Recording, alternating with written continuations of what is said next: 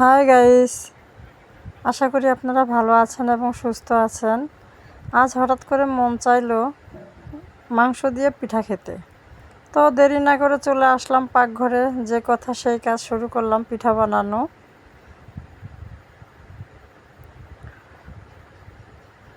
Already মাংস রান্না করা হয়ে গেছে। তো বন্ধুরা দেখেন, মাটির চুলায় মাটির সাজে লাকড়ি দিয়ে পিঠা বানানো। জানি না আমার পিঠা কেমন হবে। আপনারা যারা ভালো পিঠা বানাইতে পারেন তারা আমাকে কমেন্ট করবেন, আমি যেন আপনাদের মতো পিঠা বানাইতে পারি। আলহামদুলিল্লাহ, পিঠা মোটামুটি ভালোই হয়েছে।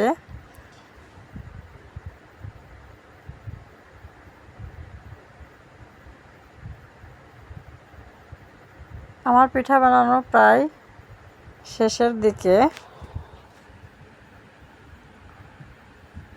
এই তো আমার পিঠা বানানো শেষ।